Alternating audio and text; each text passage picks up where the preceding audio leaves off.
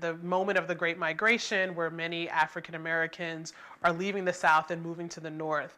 And one of the things that Black women would often do, one of the first things they would do, was to get their hair straightened.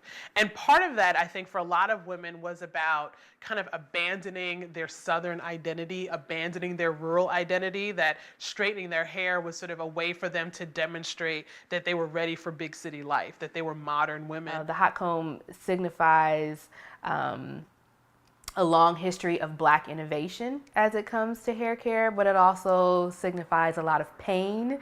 She would heat up the straightening comb on the stove, and then she would call me in, and then she'd sit me next to the stove, and then she'll straighten it from there. It was a long process. I was tender-headed.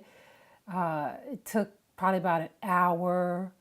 I didn't like the smell of my hair after it was pressed.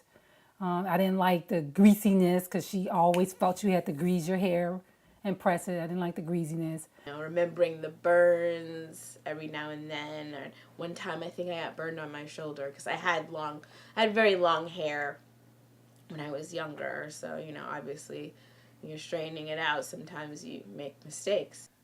Always hit the back of my neck. I can't take it.